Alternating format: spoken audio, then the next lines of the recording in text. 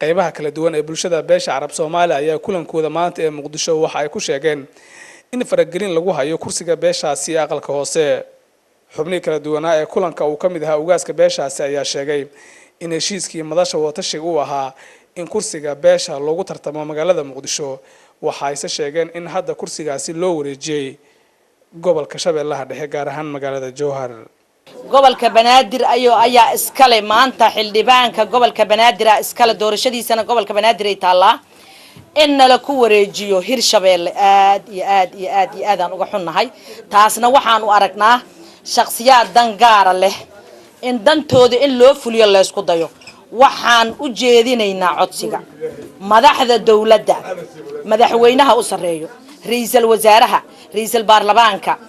gudoomiyaha gobolka Banaadir waxaan leenahay annaga diyaar uma nihin mana ogolin dulmiga aan geedka loogu soo gaban waxaan codsanaynaa in naloo daayo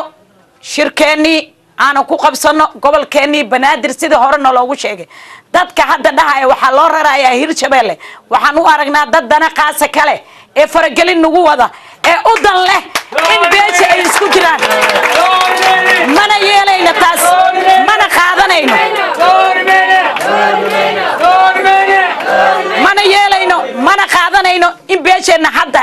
intaasoo sana ayaan joognay dib walba ayaan u soo marnay meel walba ayaan u seexanay wax kasto dhacay Soomaali ayaan kala mid ah Banaadir aan ku nooleen kuma nooleen Jowhar aniga beesha waxay ku nooleen Banaadir waxaa jirto in la ii sameeyay seminar oo aan ka qayb galay seminaarka kadibna aan diyaariyay xubnihii laga qabtay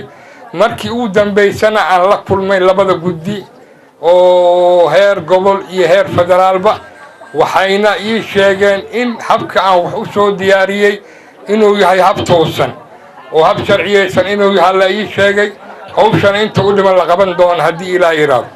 waxaa ka dambeysay in la yiri kursigii waxaa loo gudbiyay muxuu ahaa Hirshabeelle loo gudbiyay marka anigu shalay waxaan ku shaqeynaa warqadan ee madasha ka soo baxday ujeedo cabasho faragelin lagu hayo kursiga beesha Carab Soomaali ee aqalka hoose maanta oo ay taariikhdu tahay 3 bisha 12 2016 waxa kulan balaaran isugu yimid qaybaha kala duwan ee beesha Carab Soomaali kuwaas oo ka cabanaya faragelin cad lagu hayo kursiga kaliya ee ay beeshu ku leedahay golaha shacabka Soomaaliya beeshu waxay kulankeeda ka soo saartay qodobadan soo socda beeshu waa beel balaaran oo degan 18 gobol ee dalka Soomaaliya inta ugu badanna waxay degan tahay caasimadda dalka Muqdisho gobolka Banaadir 2 kursigu wuxuu ka dhaxeeyaa beesha oo idil meel kasta oo ay dalka kaga nooshahay 3 beeshu waxay taageersan tahay deegaan doorashada kursiga hadda beeshu waxay taageersan tahay deegaan doorashada kursigu hadda yaalo ayna saxiixeen hogaamiyaasha madasha qaran sida ku cad jadwalka ay wada saxiixeen Maajo 31 2016 Abdullaahi Ahmed Nuur Universal TV Muqdisho